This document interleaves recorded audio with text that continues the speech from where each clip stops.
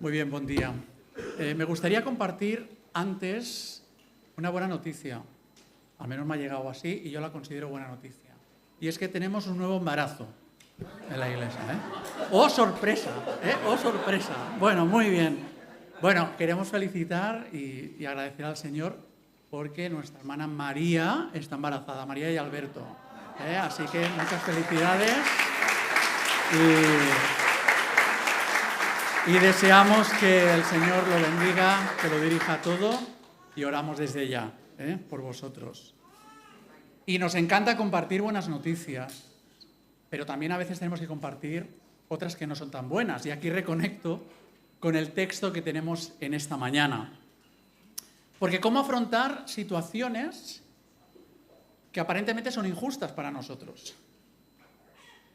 ¿Qué hacer cuando nos desesperamos ante los aparentes silencios de Dios? Nos hablaba Julia en el periodo de alabanza de los silencios de Dios, cuando parece que Dios no dice nada, no responde, ¿no?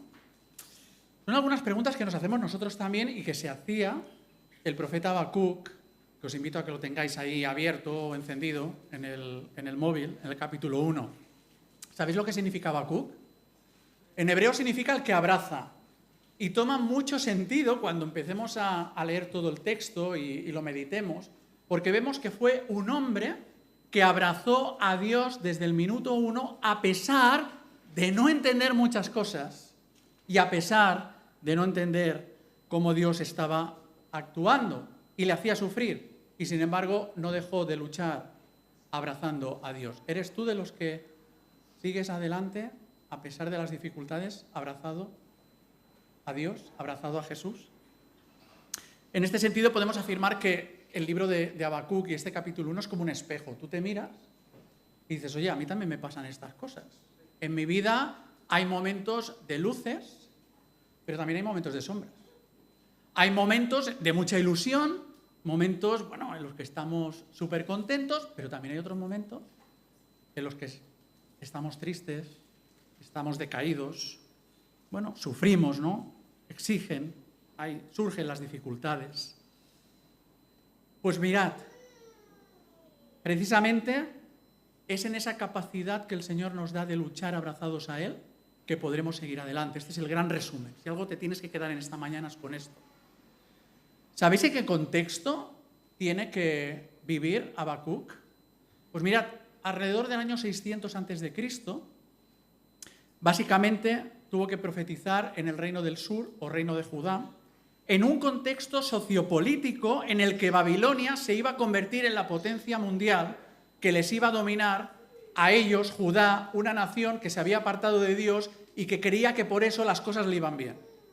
Iban a acabar dominados y destruidos por un poder superior a ellos y acabaron en el exilio, como sabéis. Y ante este panorama encontramos en el capítulo 1 a un Habacuc que explota. ¿Has explotado tú alguna vez? Yo ya no puedo más. Hasta aquí hemos llegado. No entiendo nada, no puedo más. Es injusto, realmente, lo que estoy experimentando. Por eso la pregunta que te plantea el texto en esta mañana, que me plantea a mí, cual a través me reta, es cómo seguir abrazado a Dios en medio de nuestros desesperos, ahí tenéis el título, ante los aparentes silencios de Dios. Os propongo 3 realidades que veis también en la parte inferior de esta diapositiva. 3 características que reflejan el carácter de Dios y que deberíamos recordar cuando nos encontremos en situaciones que nos parecen injustas y que nos hacen sufrir. 3 realidades que aparecen en esa conversación. Veréis que en el capítulo 1 Habacuc se queja, conversando, orando con Dios y también recibe respuestas. ¿Qué es lo primero que necesitaríamos recordar ante esas situaciones que nos descolocan, nos desencajan, no entendemos el por qué vivimos lo que vivimos y por qué Dios actúa de esa manera? Primero recuerda que Dios escucha. Versículos del 1 al 4. Os pregunto, ¿quién de vosotros no se ha quejado alguna vez? El que levante la mano va a quedar mal.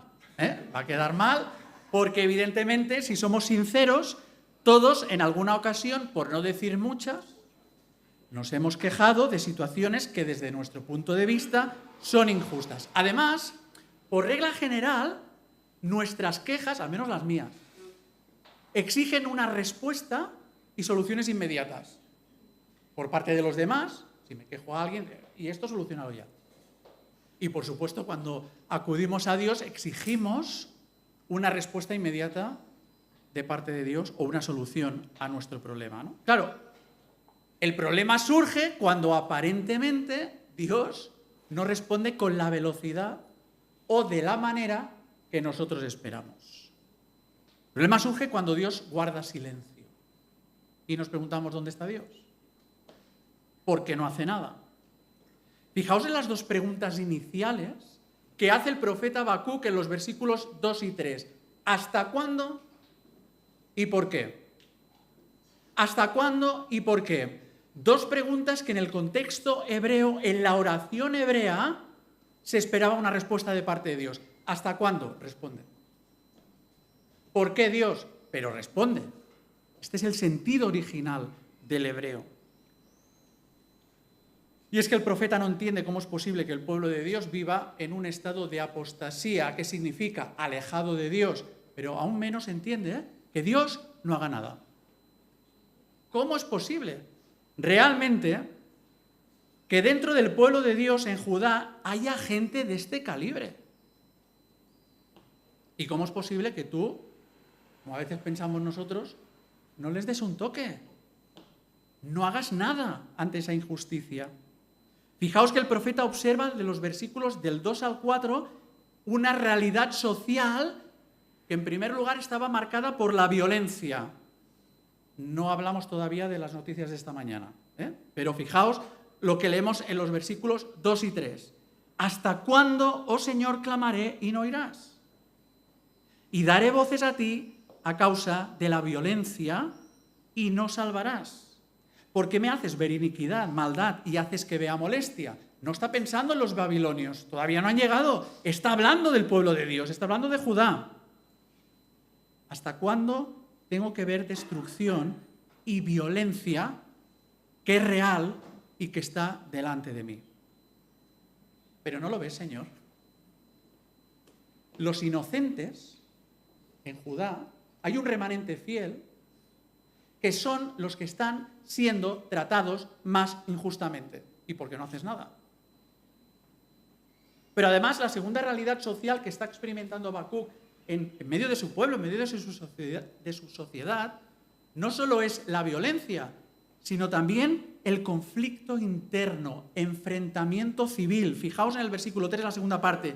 Pleito y contienda se levantan. En medio del pueblo hay partidos, hay facciones, hay división. La gente ya se está peleando. La gente ya está teniendo realmente situaciones de enfrentamiento violento, que se pegan, que se matan entre sí. Lamentablemente también como país hemos visto yo no la he visto, no la he experimentado, pero también hubo una guerra civil, el mismo pueblo enfrentado unos con otros.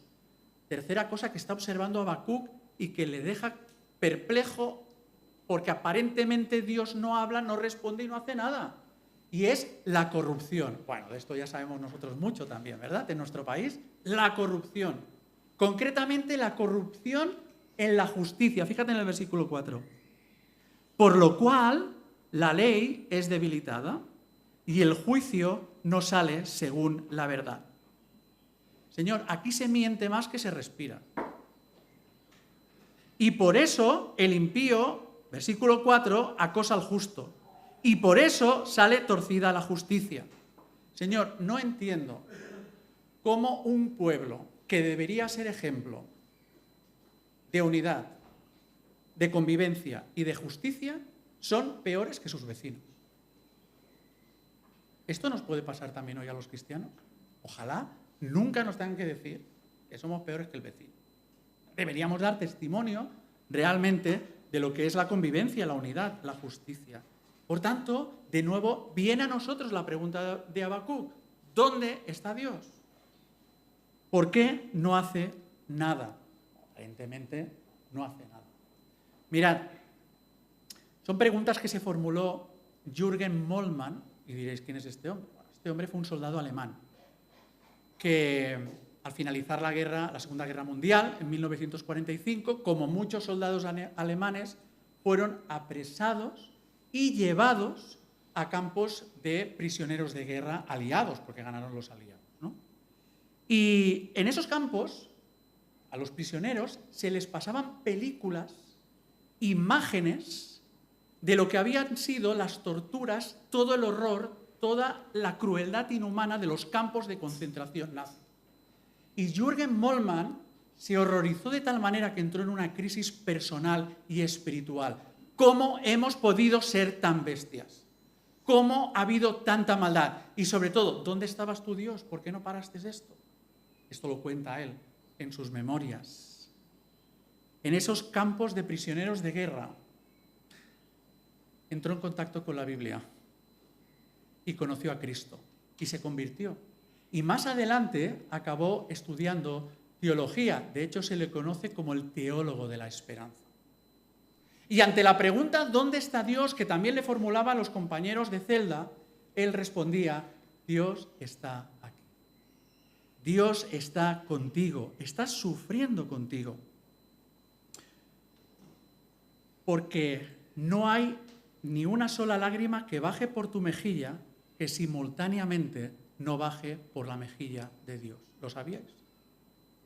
Dios sufre contigo, aunque tú no lo veas. Se nos recordaba también esta mañana la alabanza. Aunque tengas la percepción de que Dios es impasible, que Dios no se está identificando contigo, pues Él lo hace. Y esto alcanza su plenitud en Cristo, lo vamos a recordar en esta mañana.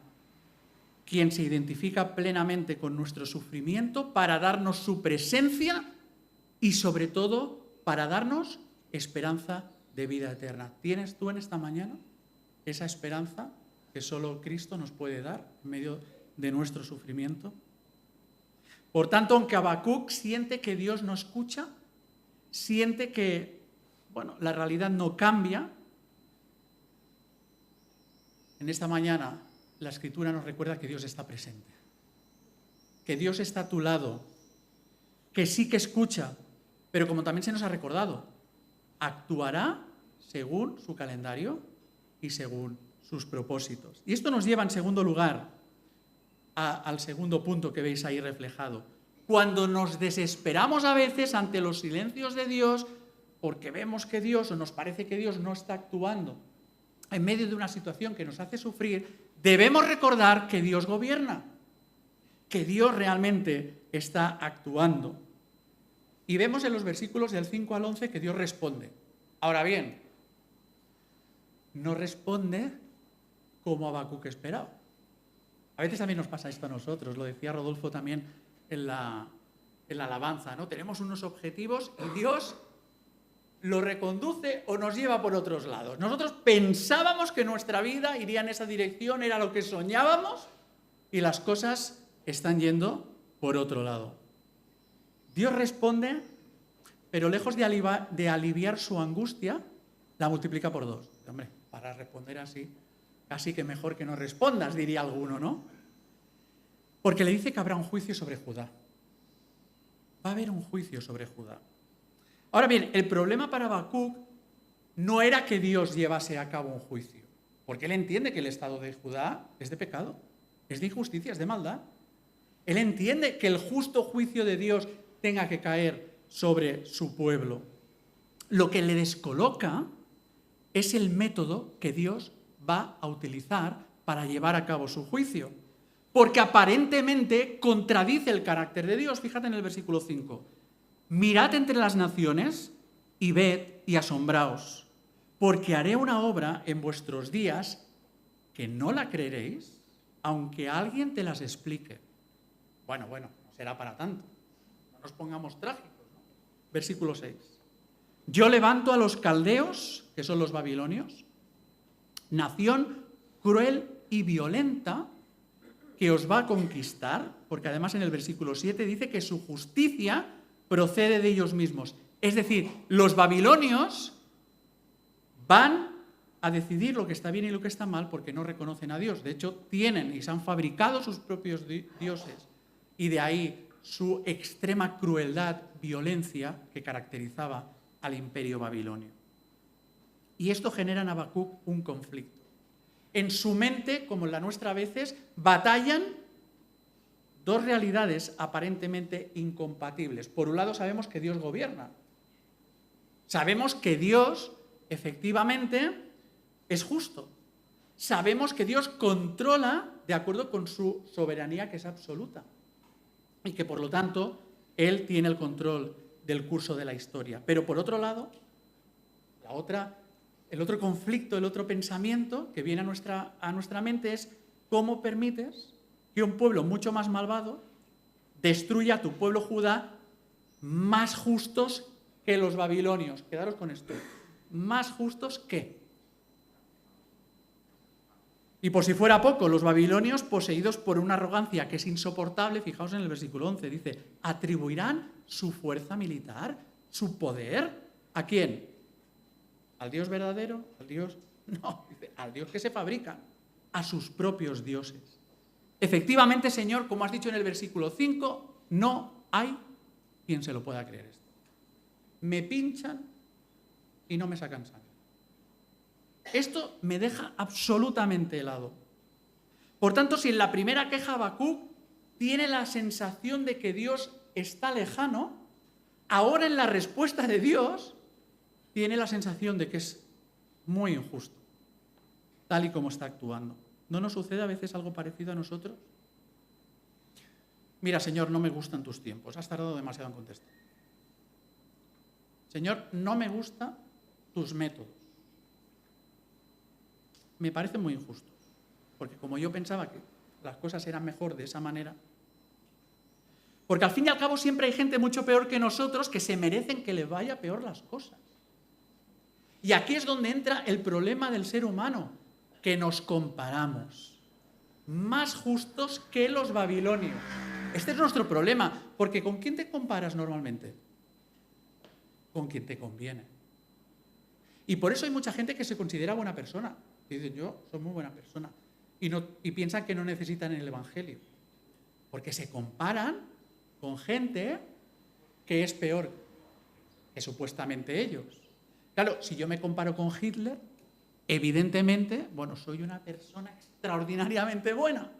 Pero si me comparo con Jesús, el hombre bueno y perfecto, entonces me doy cuenta de que soy tan culpable como todos los demás. Y lo que le está pasando a Habacuc es que compara a Judá con Babilonia. Tampoco estamos tan mal. Son peores que nosotros. Y por lo tanto le resulta injusto que sea el instrumento de Dios para castigar a su pueblo. Sin embargo, debemos recordar algo que es muy importante. Y es que el pecado nos hace culpables delante de Dios. Cualquier pecado.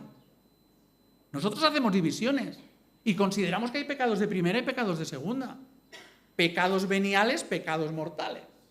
Y sin embargo, el pecado ante Dios es el mismo, da igual. Es verdad que las consecuencias del pecado hacia los demás pueden tener mayor o menor gravedad, pero ante Dios, ¿qué dice Romanos 3:23? El pecado nos separa de su gloria. La paga del pecado es muerte. El pecado, el que sea, ante el Dios que es justo. Pero además Babilonia también recibirá el castigo de Dios, porque efectivamente Dios gobierna con justicia. Y esto es algo que veremos y vemos a lo largo del Antiguo Testamento, ¿no? Ahora bien, aunque es cierto que el énfasis del texto está en el juicio, a la luz de la obra de Cristo en la cruz, podemos afirmar que Dios no desea condenar, sino que desea salvar. Tercer punto. Es algo que debemos recordar cuando nos encontremos en el desespero ante los silencios de Dios. Dios desea salvar y por lo tanto fortalecer tu fe. Lo vemos en la segunda queja, que va de los versículos del 12 al 17, que mantienen esa tensión del profeta con Dios. Se vuelve a quejar, es la segunda queja. Él sigue luchando, abrazado con Dios. Pero él sigue luchando, le sigue planteando sus dudas, le sigue realmente diciendo lo que hay en su corazón. Ahora bien, anticipa lo que veremos el próximo domingo en el capítulo 2, versículo 4.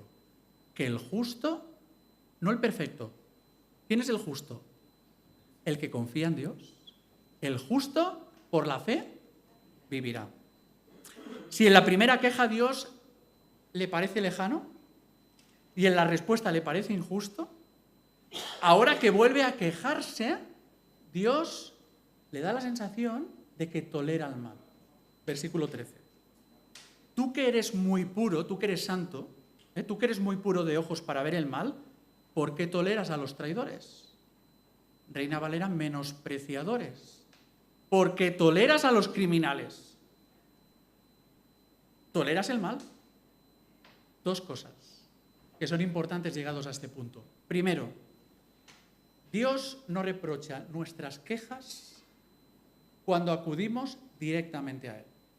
Esto es importante recordarlo. Es decir, nunca es pecado presentar nuestras quejas a Dios de una situación que nos hace sufrir.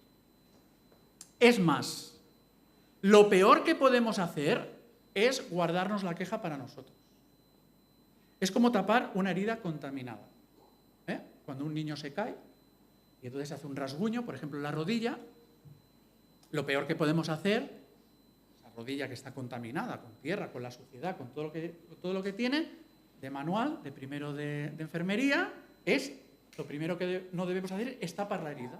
¿Qué debemos hacer? Lavarla bien, con agua y con jabón, que ventile para que no se infecte. ¿Sí? Bueno, pues lo mismo pasa con las dudas o con las quejas. No las reprimas. Tienes que exponerlas. Es lo que estaba haciendo Habacuc. ¿Qué sucede cuando reprimimos las quejas? Cuando me las guardo para mí. Que me acabo quejando contra Dios. Este es el problema. No es quejarse a Dios. El problema es quejarse contra Dios y entonces echarle todas las culpas a Él. Y ahí es donde entramos en el pecado. Porque, querido hermano y amigo, Dios no tolera el mal. A veces nos parece que tolera el mal, pero Dios no tolera el mal. Lo limita, porque si no este mundo sería inhabitable, literalmente.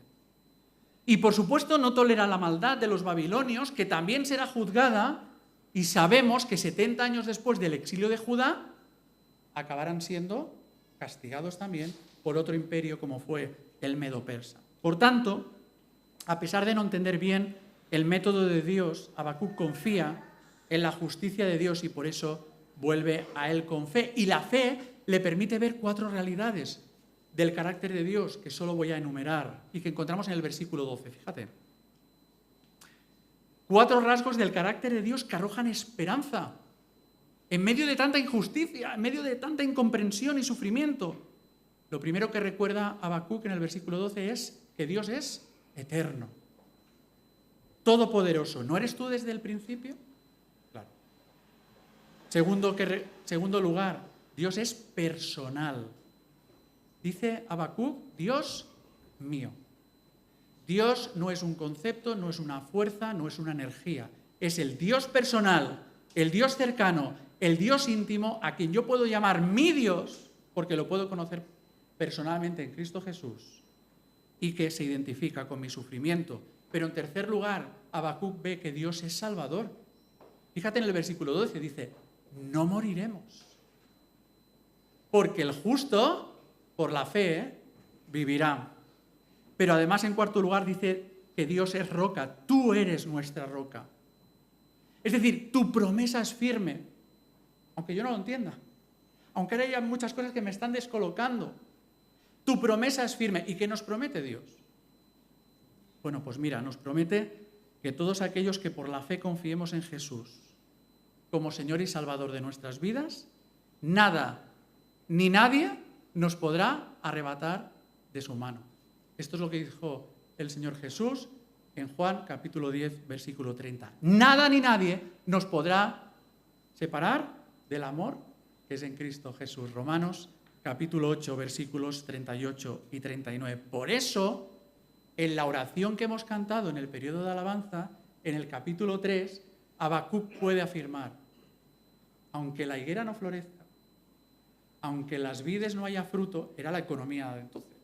Que la economía vaya fatal, aunque no entienda tu manera de actuar, aunque lo que estoy viviendo me resulta injusto, aunque los babilonios nos atrapen como un pescador coge una red y atrapa de golpe a muchos peces, que es lo que podéis leer de los versículos 13 al 17 de este capítulo 1, con todo, yo me alegraré en el Dios que salva, en el Dios de mi salvación.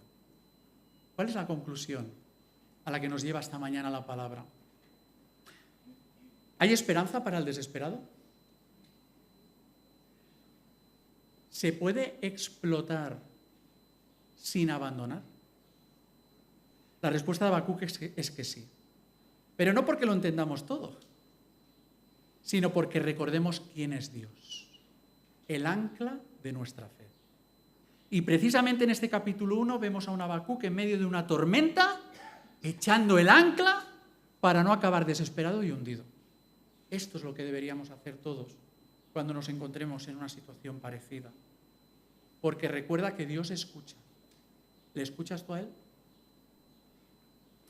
Aunque parezca que está en silencio, Él está a nuestro lado. Dios gobierna.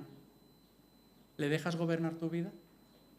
Aunque sus caminos no nos encajen o nos desencajen. Pero Él cumple su voluntad, que es agradable y perfecta, como nos recordaban también en la alabanza. Y Dios salva. ¿Vas a aceptar ese regalo de Dios en Cristo Jesús en esta mañana? Aunque ahora mismo todo te parezca oscuro, Él da vida. Una vida que es plena y eterna por la fe en Jesús. Así que hoy no necesitas entenderlo todo para permanecer firmes en la fe.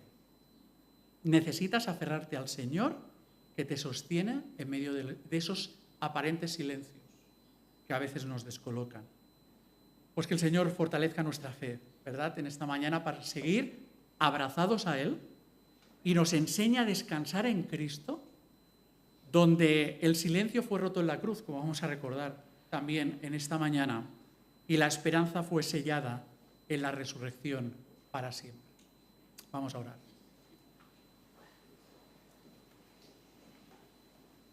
Gracias, Señor, porque tu palabra es la medicina que necesitamos para el alma. Reconocemos que sufrimos, reconocemos que no entendemos muchas cosas, reconocemos que a veces nos descoloca la manera que tienes de actuar, pero queremos anclar nuestra fe en ti.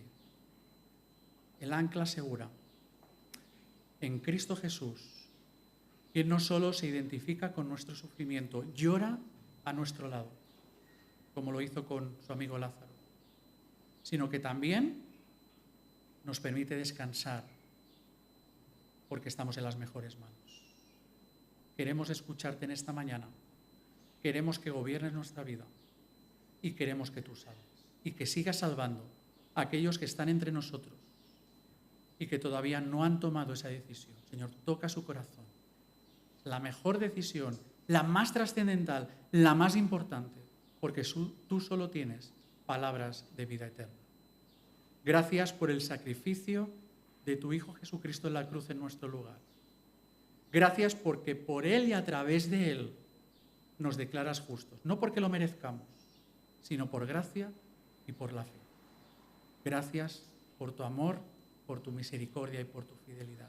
Gracias por guiarnos constantemente en nuestra vida y por ser nuestro gran ayudador y refugio.